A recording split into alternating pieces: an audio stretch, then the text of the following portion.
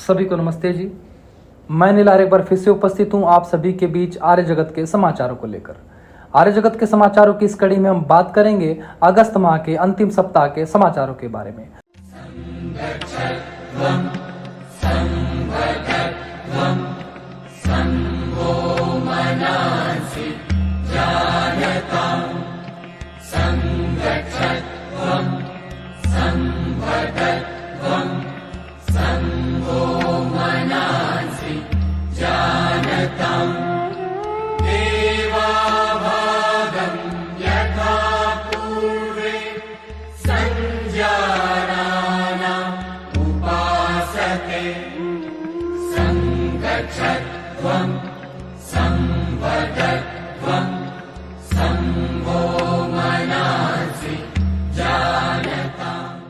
और अगस्त माह के अंतिम सप्ताह के समाचारों के बारे में हम चर्चा शुरू करें, समाचार शुरू करें, उसमें सबसे पहले कार्य जो हम सभी ने देखना है, जो समझना है, वो वही जो हम आर्य निर्माण का सबसे मूल कार्य अर्थात आर्य बनाने का जो कार्य राष्ट्रीय आर्य निर्मात्री सभा देश भर में करती है और देश भर में जो गुरुकुल लगाती है, 2 दिवसीय लघु गुरुकुल लगाती है, आर्य प्रशिक्षण सत्रों का आयोजन करती है।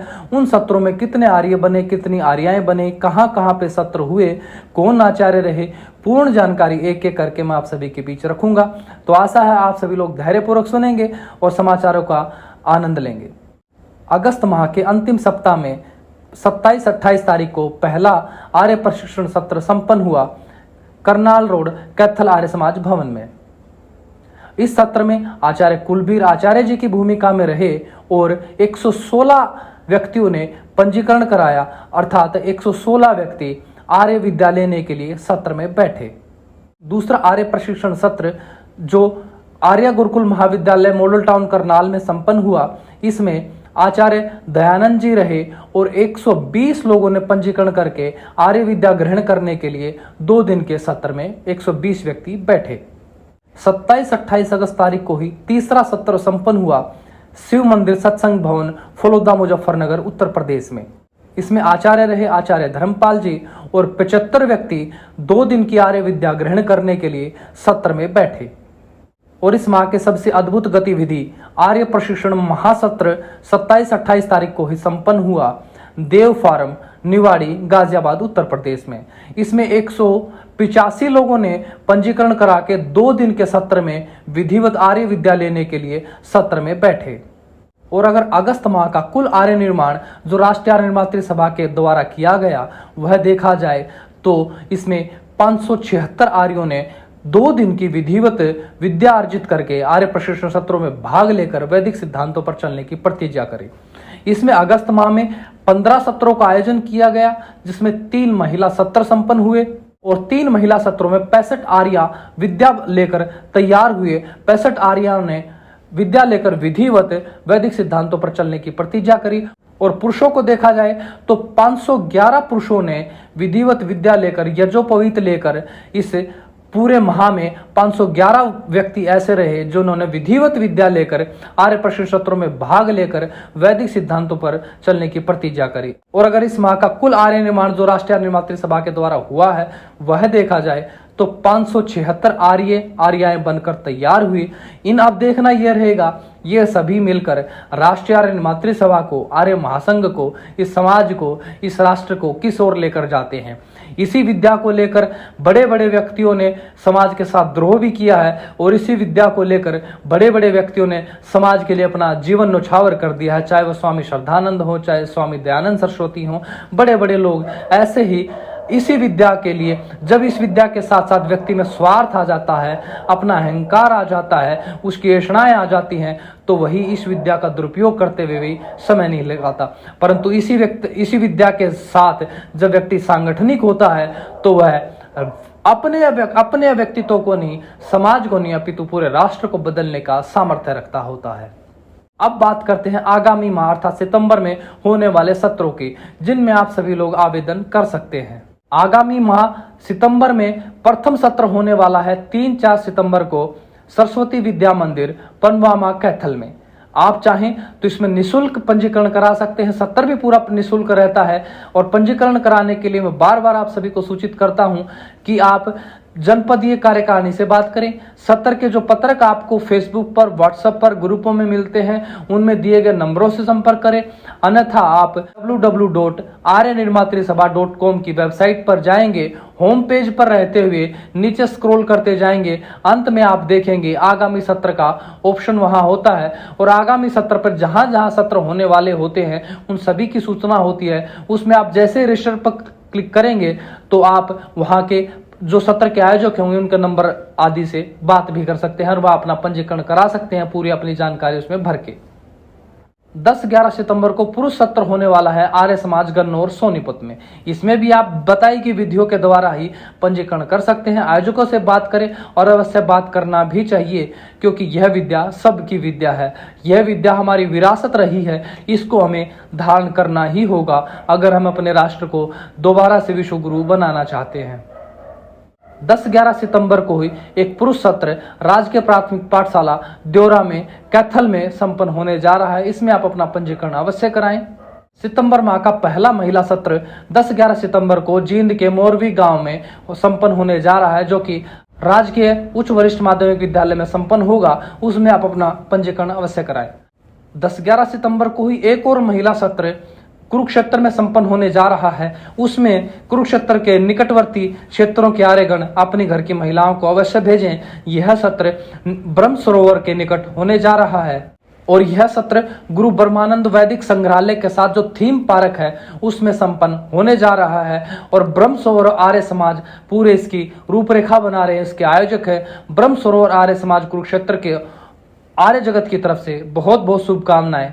और 10-11 सितंबर को ही एक सत्र गुरुकुल टटेश्वर जोंती में होने जा रहा है। यह पुरुष सत्र रहने वाला है, तो दिल्ली के निकट के क्षेत्रों के व्यक्ति, वहां के लोग अपने नजदीकी आर्यों से संपर्क करके या निर्मात्री सभा की वेबसाइट पर जाकर अपना पंजीकरण अवश्य कराएं। पंजीकरण बिल्कुल निःशुल्क है। सभी के सभी सत्र राष्ट्रीय आर्य निर्मात्री सभा के द्वारा जो लगाए जा रहे हैं निःशुल्क होते हैं, चाहे वह सत्र हो चाहे वह महासत्र हो। तो आप सभी से मैं निवेदन करता हूं, निःशुल्क इस विद्या को अर्जित कीजिए, ताकि इस राष्ट्र को दोबारा तो विश्व आर्यम की तरफ बढ़ाया जाए, आर्यवर्त की तरफ बढ़ाया जाए, और दोबारा से इस संसार में सुख फैले, दोबारा से समृद्धि फैले, दोबारा से विज्ञान फैले, दोबारा से धर्म फैले। इसी अभियान में आप हमारे सहभागी बने।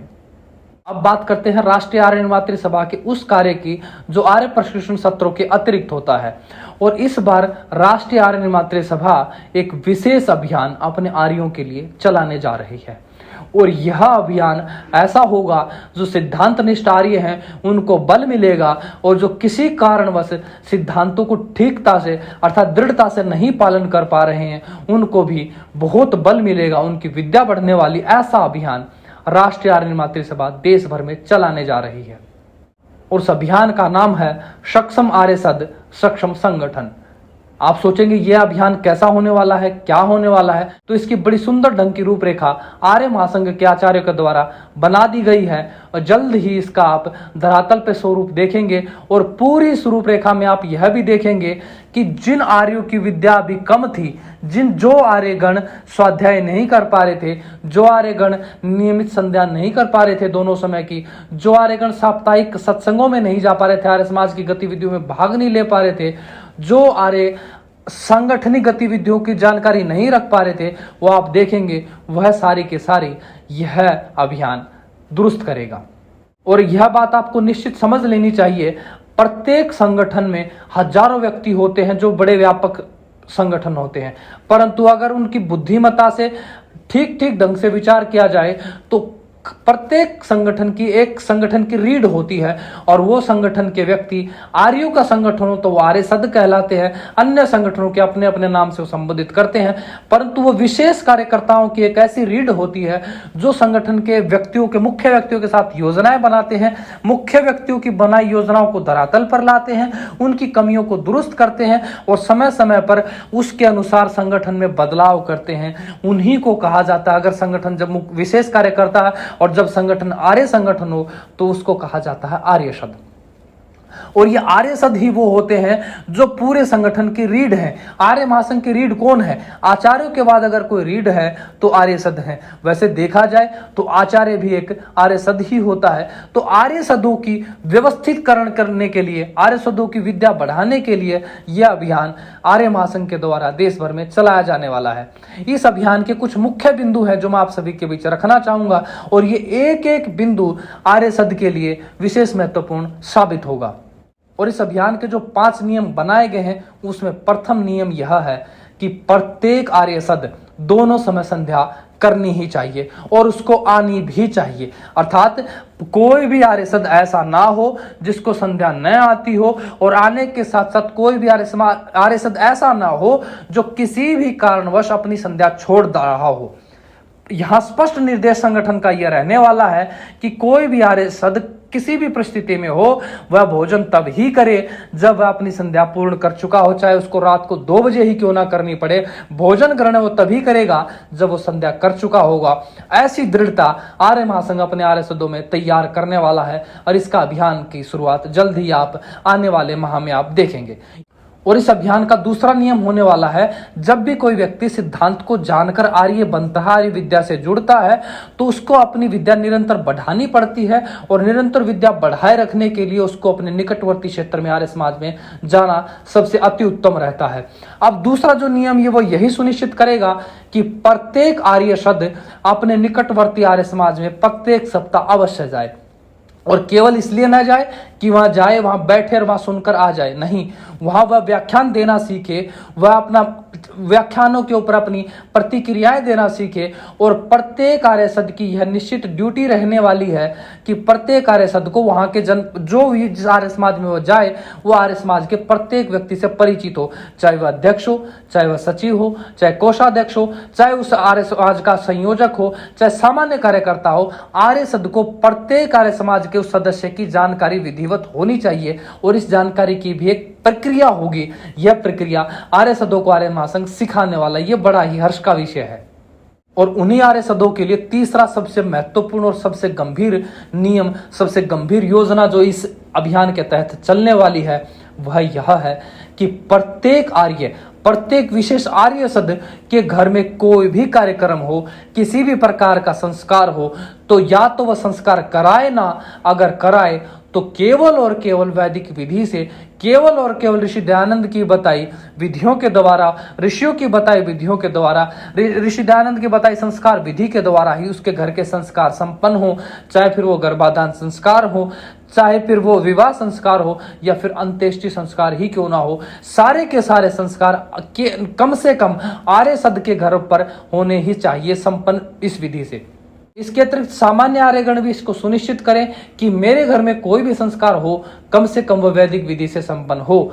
अगर ऐसी परिस्थितियां घर में नहीं है तो मैं यहाँ आर्य जगत से कहना चाहूंगा, अपने परिवार की, माता पिता की, दादा की, दादी की, बहन की, पत्नी की, सबकी विद्या बढ़ाओ, सबको आर्य बनाओ, ताकि जो लोग आज आपका वैदिक संस्कारों को कराने में विरोध करते हैं, कल वही व्यक्ति, वही लोग, वही परिवार के सदस्य आपके समर्थन में खड़े हो जाए कि हाँ, हमारे बेटे का विवाह, हमारी बेटी का विवाह, हमारी पोती का विवाह हो तो उस विधि से, जिस विधि से कभी श्री राम का हुआ, जिस विधि से कभी श्री कृष्ण का हुआ। और जो चौथा नियम है वह नियम इतना महत्वपूर्ण है, इस नियम को न ठीक ठीक पालन होने की वजह से जिस काल में 85% व्यक्ति आर्य लोग आजादी की लड़ाई में लड़े, जिन्होंने बलिदान दिया, आजादी के बाद मुट्ठी भर रह गए इस नियम का उल्लंघन होने के कारण। परंतु आर्य समाज का बहुत बड़ा संगठन आर्य महासंघ इस अपनी गलती को सुधार रहा है जो आर्य समाज के द्वारा हुई। वह ये कि हमने, आर्य समाज के व्यक्तियों ने अपने परिवारों को, अपने बालकों को आर्य नहीं बनाया, परंतु आर्य महासंघ इस गलती से सबक ले रहा है, आर्य समाज की उस भूल को ठीक कर रहा है, और इसी अभियान के तहत उसके ऊपर कार्य हो रहा है। और वो यह कार्य होगा कि प्रत्येक आर्य सद का बालक, प्रत्येक आर्य सद की बेटी, बेटा, पूरा का पूरा परिवार आर्य तो कम से कम बने। उसके लिए उसको चाहे जीवन भर पुरुषार्थ करना पड़े, अपने परिवार के सामने होना पड़े, विरोध होना पड़े, सब कुछ वह सहते हुए, सबका सामना करते हुए पूरे परिवार को कम से कम आर्य बनाए। समाज को बना पाए ना बना पाए कितना वो बाद का विषय रहेगा, परंतु आर्य सद यह सुनिश्चित करेगा, मैं अगर आर्य सद बनता हूं तो मेरे परिवार का कोई भी व्यक्ति ऐसा ना हो जो आर्य सिद्धांतों को न जानता हो। अगर विचार करो, जब ऐसा अभियान सफलतम रूप में धरातल पर आएगा तो विचार करो, अगर कहीं एक आर्य खड़ा है तो निश्चित जानो उसके पीछे 5 आर्य तो कम से कम खड़े होंगे, और जहां 5 आर्य खड़े होंगे तो निश्चित तौर पर हर घर आर्य समाज होगा, और जहां हर घर आर्य समाज होगा तो निश्चित जानो वहां हर घर आर्य परिवार होंगे, वहां हर ग्राम आर्य ग्राम होंगे, वहां हर जनपद आर्य जनपद होंगे, हर प्रांत आर्य प्रांत होंगे, और इन्हीं के परिणाम स्वरूप तो बनेगा आर्यावर्त। इसी अभियान को बड़े विधिवत ढंग से आर्य महासंघ धरातल पर उतारने वाला है, और जो अंतिम नियम इस अभियान का होने वाला है वह यह है कि कोई भी आर्य किसी भी देश काल परिस्थिति में रह रहा हो उसके लिए सर्वोपरि है संगठन। कई बार मैंने ये कहते सुना है बड़े बड़े बुजुर्ग आर्यों से, जो अपने आप को आर्य समाज का बहुत बड़ा विद्वान कहते हैं, वास्तव में वो है भी, सिद्धांतों को जानते भी हैं, और वो ये कहते हैं कि सिद्धांत के आगे सब कुछ नहीं है, सर्वोपरि है सिद्धांत। पर मैं उनको ये कहना चाहूंगा, आज दुनिया में बिना सिद्धांतों को जानने वाले इस्लाम जगत के 56 देश हैं, बिना सिद्धांतों पर चलने वाले ईसाइयों के 200 देश हैं। किस आधार पर है? वो केवल एक सिद्धांत का अनुसरण करते, वेद के एक सिद्धांत का, और वह सिद्धांत है संगठन। आज संगठन के दम पर आज ईसाइयों के 200 देश बन गए, संगठन के दम पर मुसलमानों के 56 देश बन गए, और हमारा व्यक्ति आज भी आर्य विद्या लेकर यह कहता है कि संगठन बने ना बने सिद्धांत अवश्य होना चाहिए। परंतु आर्य महासंघ यह कहता है, स्पष्ट करता है, सिद्धांत अगर विद्वानों का संगठन है तो सिद्धांत आपके स्पुष्ट होते ही रहेंगे, आपके समय समय अनुसार सिद्धांत ठीक होते रहेंगे, परंतु आपके लिए सर्वोपरि यह है कि संगठन का निर्देश मेरे लिए सर्वोपरि निर्देश होना चाहिए, और इसको सुनिश्चित करेंगे आर्यसद। आर्यसदों के लिए संगठन का निर्देश सर्वोपरि निर्देश होगा, अंतिम निर्देश होगा संगठन का निर्देश, क्योंकि यह निश्चित आर्यसद ये जानता है, क्योंकि आर्यसद का जो जितना संगठन जो आर्य महासंघ है वह कोई मूर्खों का संगठन नहीं, कोई बालकों का संगठन नहीं, यह विद्वानों का संगठन है, और एक विद्वान की यहां नहीं चलती, लगभग 25-30 विद्वान एक साथ बैठ के बुद्धिपूर्वक निर्णय करते हैं, तब ही तो वह निर्णय समाज में संगठन में उतारा जाता है, और उस निर्णय को प्रत्येक आर्यसद को, प्रत्येक आर्य को आंख बंद करके मानना चाहिए। मैं कहता हूं आंख बंद करके मानना चाहिए, क्योंकि निश्चित जानो बिना संगठन के आप कुछ नहीं पा सकते, न राज्य पा सकते, न सुख पा सकते, न साम्राज्य पा सकते, न राष्ट्र पा सकते, कुछ नहीं पा सकते। हाँ, छिन्न भिन्न होते रहोगे, टूटते रहोगे, मारे जाते रहोगे, लूटते खसोटते जाते रहोगे, और यही तो होता आया। तो आओ आर्य महासंघ के साथ मिलकर संगठित हो जाएं, हम आर्य विद्या की तरफ संगठित हो जाएं, और एक मन वाले, एक विचार वाले, एक विधि से सोचने वाले, एक मन वाले होकर इस राष्ट्र की उन्नति के सहभागी बने। और मैं आर्य जगत की तरफ से पूरे आर्य महासंघ के इस अभियान का आचार्यों का बहुत बहुत धन्यवाद देता हूं कि आपने मंथन करके ऐसा अभियान आर्य जगत के लिए उतारा है। और यह अभियान, और मैं चाहूंगा यह अभियान समय समय पर चलता रहे, ऐसा ना हो कि यह अभियान इसके बाद बंद हो जाए। नहीं, 1 साल बाद, 2 साल बाद अन्य आर्यसदों की दूसरी पीढ़ी के लिए, तीसरी पीढ़ी के लिए, चौथी पीढ़ी के लिए यह अभियान सदैव चलता रहे, ताकि प्रत्येक आर्य विद्या लेकर बनने वाला व्यक्ति आर्यसद ही बने। और आर्यसद का मतलब यह है जो संगठन निष्ठ होगा, जो सिद्धांत निष्ठ होगा, जो संध्या करता होगा, जो आर्य समाज जाता होगा, ऐसा ही तो समाज हमें चाहिए। तो ऐसी इस रूपरेखा के लिए बहुत बहुत धन्यवाद। अब बढ़ते हैं आर्य संरक्षण सभा के समाचारों की ओर।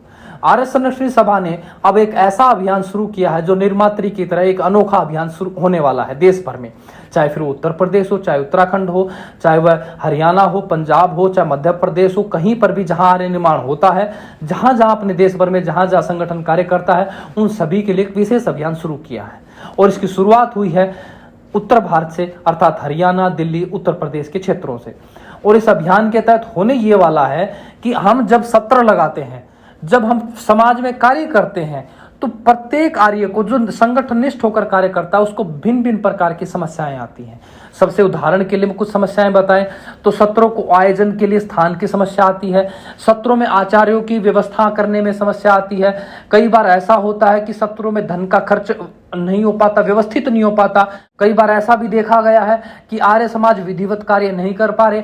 कई बार ऐसा देखा जाता है कि आर्य समाज के जो अपने आर्यगण हैं उन्हीं में किसी विचार को लेकर मनमुटाव हो जाता है। चाहे अर्थात किसी भी प्रकार की कोई समस्या हो, छोटी से छोटी, बड़ी से बड़ी समस्या का निदान करने का विशेष अभियान आर्य संरक्षण सभा द्वारा चलाया गया है। और उसी अभियान के तहत हरियाणा के 22 जनपद, पश्चिमी उत्तर प्रदेश के जनपद और दिल्ली के जनपदों में एक विशेष बैठक का आयोजन किया गया है। इस बैठक में प्रत्येक आर्य से जो संगठन का पदाधिकारी है और वह अपने जनपदों में बैठक करने के बाद उस मुख्य बैठक में आया है, उस बैठक में ये सबसे पूछा गया है कि आपको संगठन को बढ़ाने के लिए, संगठन में कार्य करने के लिए किस प्रकार की समस्याओं का सामना करना पड़ रहा है। चाहे वह आर्थिक समस्या हो, चाहे सामाजिक समस्या हो या अन्य किसी प्रकार की समस्या हो, वह उन अपने आचार्यों को बताइए। और आचार्यों ने बड़ी विधि पूर्वक, बड़े व्यवस्थित ढंग से प्रत्येक आर्य की उस समस्या को सुना और लिखा ताकि इनका समाधान हो सके, ताकि हमारे आर्य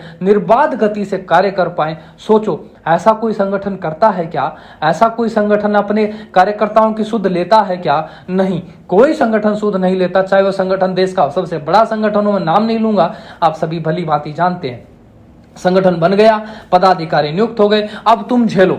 परंतु आर्य महासंघ के आचार्य ऐसा नहीं जानते, नहीं सोचते। वह प्रत्येक आर्य सद को अपना छोटा भाई मानते, अपना पुत्र मानते हैं। और कोई भी आचार्य ये सोचता है मेरे पुत्र को, मेरे भाई को अगर कोई समस्या आ रही था तो वह मेरी समस्या है। इसीलिए इस अभियान की शुरुआत की गई है। और इस अभियान की जो समस्याएं, जो अभी सारी समस्याएं हरियाणा, उत्तर प्रदेश और दिल्ली की जो समस्याएं आ चुकी हैं, इनमें लगभग 60 से 70 आर्यों ने, विशेष जो पदाधिकारी आर्यगण है, उन्होंने भाग लिया। उन्होंने अपने अपने जनपदों की, अपने अपने क्षेत्रों की समस्याएं आचार्यों के सामने रखी। अब इसका निदान की अगली बैठक में निदान की बैठक होने वाली है। और उस निदान बैठक के बाद हम आशा करेंगे आर्यों को बिल्कुल जो समस्याएं क्षेत्र में आ रही थी उन समस्याओं से ऊपर उठकर, उन समस्याओं को निदान करते हुए आर्य समाज एक तेज गति से संगठन को बढ़ाने वाले बनेंगे। इन्हीं शुभकामनाओं के साथ मैं चाहूंगा ऐसी बैठकें देश भर में हों। कल अगली बार यह बैठक हिमाचल प्रदेश में हो, अगली बार बैठक बिहार में हो, उड़ीसा में हो, मध्य प्रदेश में हो, गुजरात में हो, सूरत में हो, हर जगह होनी चाहिए।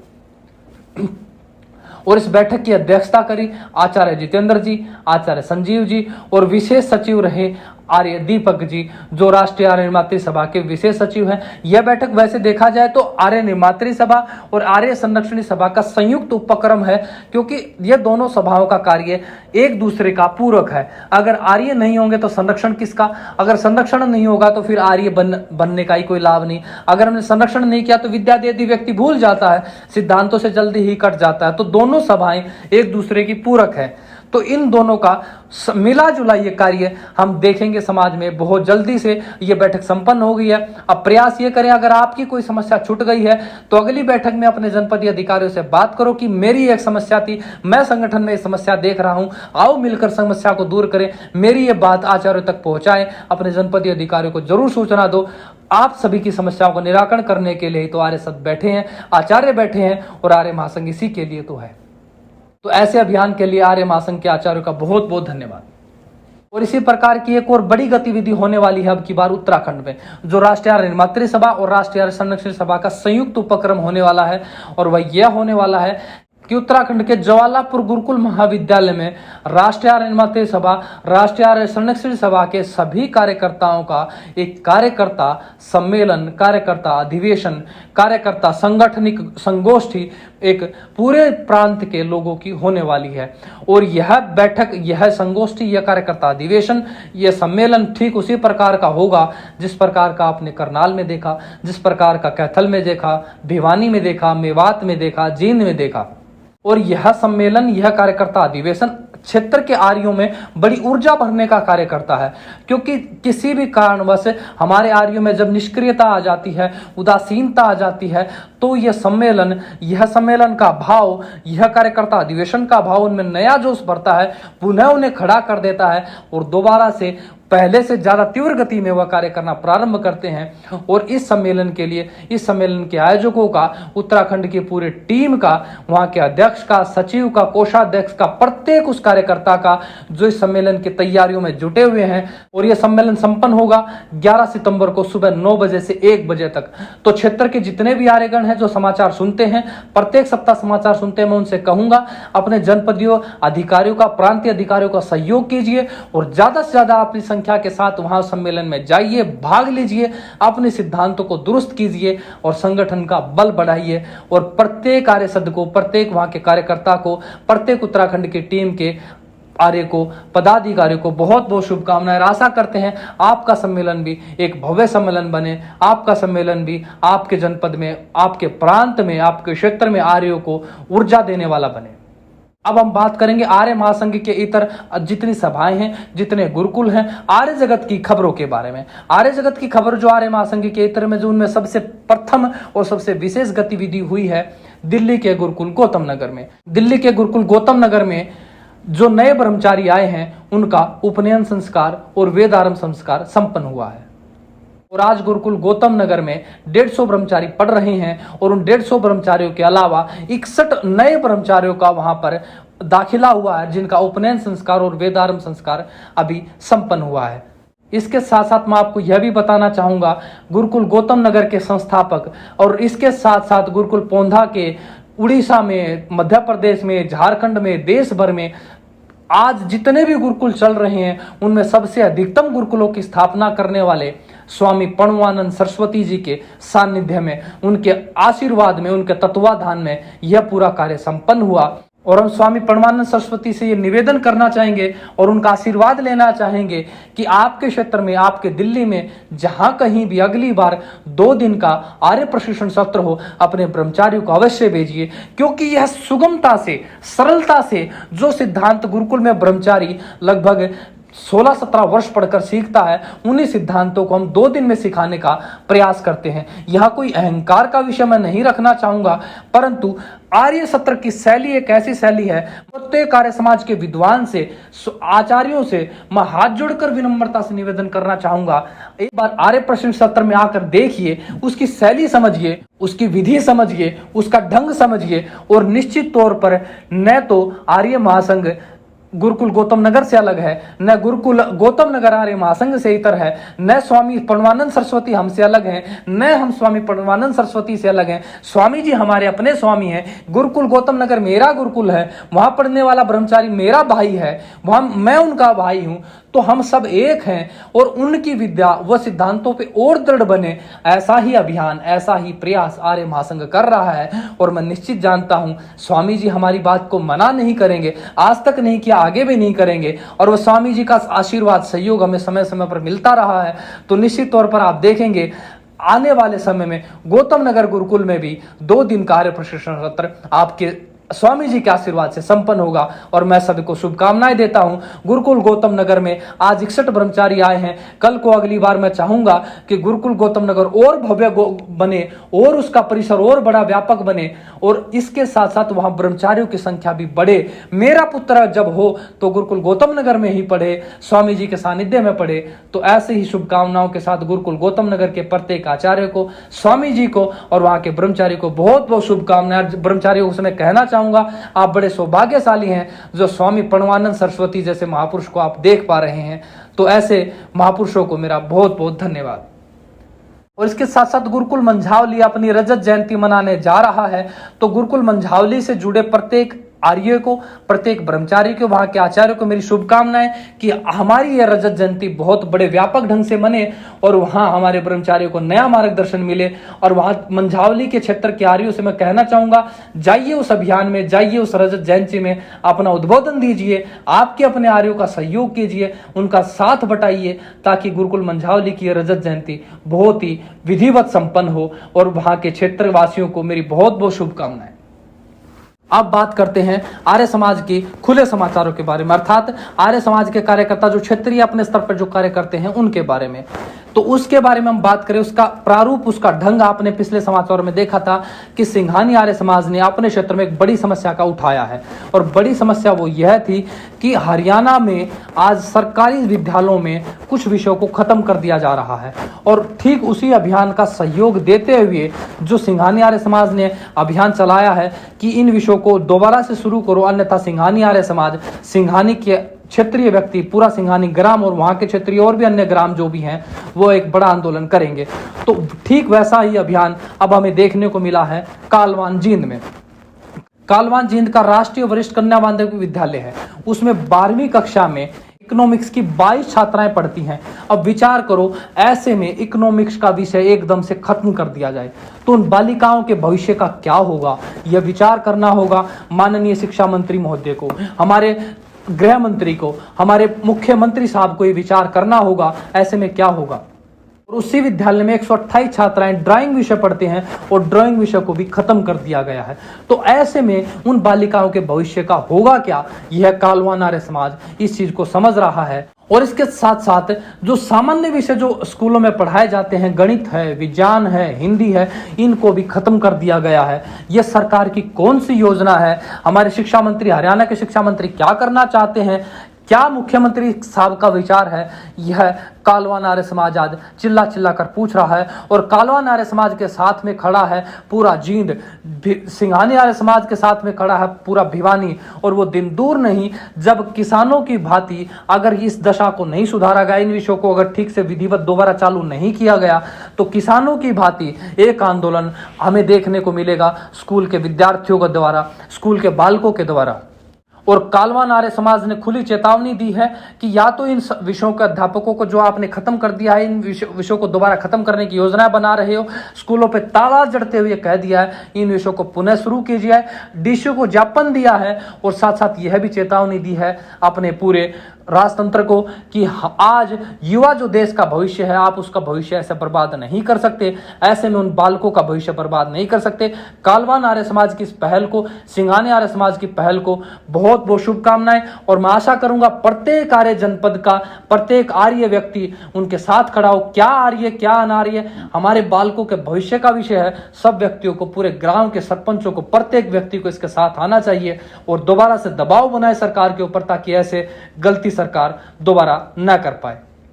और आप ये जानते हैं जहां आर्य होते हैं वह खुशहाली होती है, और जहां आर्य होते हैं वहां हरियाली होती है, जहां आर्य होता है सुख होता है, जहां आर्य होता है समृद्धि होती है। और ये इसका उदाहरण आपने पीछे की वीडियोस में, समाचारों में देखा भी होगा। और ठीक वैसा ही उदाहरण आर्य समाज कालवान ने एक और कार्य किया है। देखो कहां तो आर्य समाज से बालकों के भविष्य के लिए लड़ रहा है, वहीं कालवान आर्य समाज अपने क्षेत्र में जो बियाबान क्षेत्र है, जहां लोगों का आना जाना नहीं है, जहां कोई सरकार की जिसको कहते हैं पंचायती भूमि है, उस भूमि पर कालवान आर्य समाज ने पूरा वन बना के रख दिया है। कहां कालवन, ठीक वैसा ही वन, जैसा गांव का नाम वैसा ही वन कालवान आर्य समाज के व्यक्ति कर रहे हैं। इस बार कालवान आर्य समाज के कार्यकर्ताओं ने 4 एकड़ में 100 फलदार वृक्ष लगाए हैं, पेड़ लगाए हैं, जिसमें अमरूद, जामुन, नीम, बरगद, पीपल और भी उपयोगी फलदार छायादार जो वृक्ष हैं कालवान आर्य समाज के द्वारा लगाए गए हैं। और सबसे अच्छी बात मुझे एक और देखने को मिली कालवान आर्य समाज के कार्यकर्ताओं के द्वारा, वो 5 वर्ष के बालकों को साथ लेकर जाते हैं। विचार करो, जो कहते हैं जो बालक देखता है वो सीखता है। आज 5 वर्ष का बालक, छोटा सा बालक अगर पौधा लेकर पौधा लगाने के लिए जा रहा है तो उसके मन में क्या संस्कार आएंगे? यही तो संस्कार आएंगे कि मैं पेड़ लगाऊं। और पेड़ लगाने से ग्लोबल वार्मिंग, वातावरण, कितना उपकार हम इस समाज के ऊपर करते हैं, भली बात ही जानते। कोई व्याख्यान का विषय नहीं है, परंतु कालवान आर्य समाज इसको भली बात समझता है। तो कालवान आर्य समाज के कार्यकर्ताओं को बहुत बहुत साधुवाद, बहुत बहुत धन्यवाद। और पिछले समाचारों में मैंने आपको बताया था आर्य सुख का साथी हो ना हो, दुख का साथी अवश्य होता है। और इसका उदाहरण प्रस्तुत किया है जींद के किनाना आर्य समाज ने। किनाना आर्य समाज में, किनाना के क्षेत्र में, किनाना ग्राम के ऊपर एक हाईवे के ऊपर फ्लाईओवर अभी बनाया गया है। उस फ्लाईओवर के बनने के बाद से हुआ यह है कि जितनी भी रोडवेज की जो बसें जाती हैं वो अब सीधा हाईवे के ऊपर से चली जाती हैं। अब हाईवे का जो फ्लाईओवर जो बना है, उस फ्लाईओवर पर बस रुकती नहीं है। उसका परिणाम यह हो रहा है कि पढ़ने वाली छात्राओं को, बुजुर्गों को, माताओं को, बहनों को, सभी को, वहाँ के भाइयों को, आर्यों को, वहाँ जनपद वालों को, वहाँ ग्राम वालों को, सबको समस्या यह हो रही थी कि उनको प्राइवेट व्हीकल से, अब मैंने पास बनवाया, विचार करो मैं पढ़ने वाला छात्र हूँ, छात्रा हूँ, मैंने पास बनवाया है पर मैं बस में बैठ ही नहीं पा रहा हूँ, तो उसका लाभ क्या?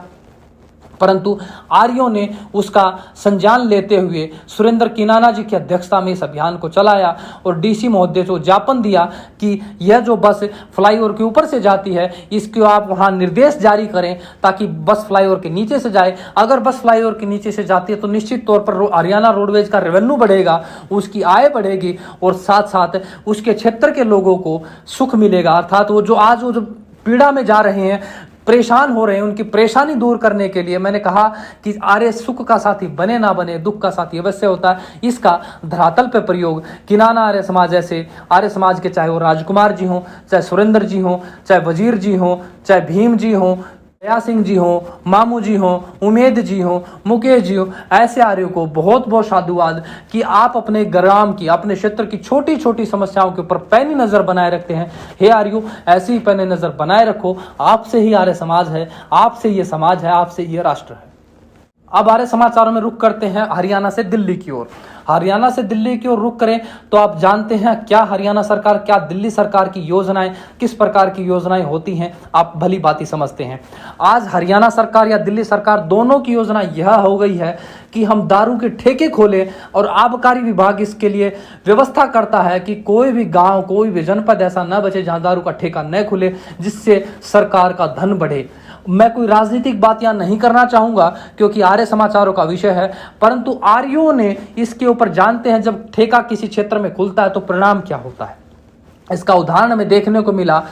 नांगलोई क्षेत्र में रोहतक रोड के ऊपर एक ठेका खोल दिया गया है सरकार के द्वारा, मतलब पास हो गया है, परंतु नांगलोई आर्य समाज के द्वारा और वहां की नो RWA जो रेजिडेंशियल वेलफेयर एसोसिएशन के जो 9 अध्यक्ष हैं, उन अध्यक्षों ने पूरा ज्ञापन दिया है। अपने अपने पूरे क्षेत्र के सारे पदाधिकारियों ने मिलकर पूरे अभियान चलाया है और सभी ने विधिवत संगठित होकर अपनी इस मुहिम को छेड़ा है कि हमारे जनपद में यह ठेका खुलना नहीं चाहिए। अगर यह ठेका खुलता है तो हम निश्चित तौर पर आंदोलन करेंगे, रोड जाम तक करने की भी नौबत अगर आई तो हम पीछे नहीं हटेंगे। और नांगलोई आर्य समाज इसका परिणाम जानता, अगर ठेका खुलता है तो वहां नशेड़ियों की संख्या बढ़ेगी, समाज का सामाजिक पतन बढ़ेगा, समाज में चोरी की घटनाएं बढ़ेंगी, महिलाओं के साथ शोषण की घटनाएं बढ़ेंगी, क्योंकि नशा, जितनी भी आज देश में समस्याएं होती हैं, अपराध होते हैं, उनमें 90% के मूल में होता है नशा।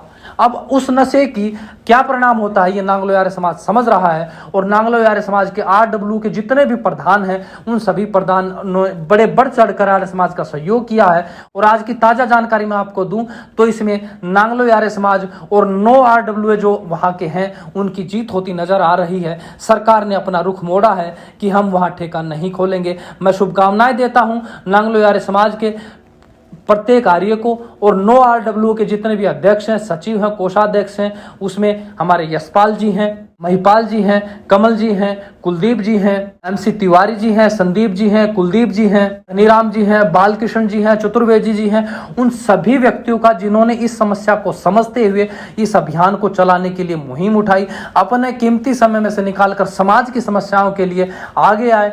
ऐसे प्रत्येक आर्य विचार वाले व्यक्ति को, आर्यों को बहुत बहुत शुभकामनाएं। और हम यह जरूर चाहेंगे सरकार से कि इस मंच से यह कहना चाहूंगा कि मेरे, चाहे फिर आबकारी विभाग हो, चाहे हरियाणा सरकार हो, दिल्ली सरकार हो, अपने व्यक्तियों का नाश करके अगर कोई धन कमाए, अपना राजस्व बढ़ाए, तो उस राजस्व का कोई लाभ नहीं होने वाला। आप व्यवस्था ऐसी कीजिए कि समाज नशा मुक्त हो, भय मुक्त हो। ऐसी व्यवस्थाएं सरकारों को करनी चाहिए। अगर ऐसी सरकारें व्यवस्था नहीं करती तो निश्चित जानो जिस दिन आर्य राजनीति करेंगे तो ऐसी व्यवस्था भी करेंगे। तो आओ मिलकर संघर्ष करें, आओ मिलकर समाज को नई दिशा दें, आओ मिलकर दोबारा आर्यवर्त बनाएं। इसी के साथ साथ आज के समाचारों को समापन करता हूं। आप सभी ने बहुत बहुत ध्यान से सुना, मेरा सहयोग किया, धैर्यपूर्वक अपने समाचारों को सुना, उसके लिए आप सभी का बहुत बहुत साधुवाद। जाने से पहले आप सभी अपना बहुत सारा ख्याल रखें। बहुत बहुत धन्यवाद सभी को। नमस्ते जी। सबके गुण अपनी हमेशा गलतियां देखा करो, जिंदगी की हो बहु तुम, जिंदगी की हो बहु तुम, झलकियां देखा करो। सबके गुण अपनी हमेशा गलतियां देखा करो, सबके गुण अपनी हमेशा गलतियां देखा करो।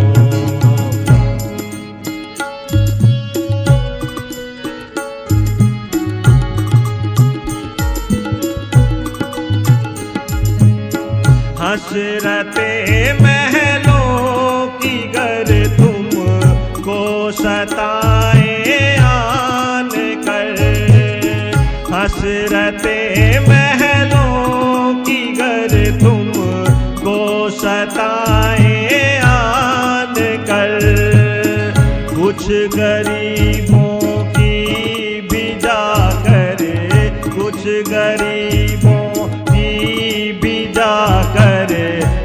मस्तियाँ देखा करो, सबके गुण अपनी हमेशा गलतियाँ देखा करो, सबके गुण अपनी हमेशा गलतियाँ देखा करो।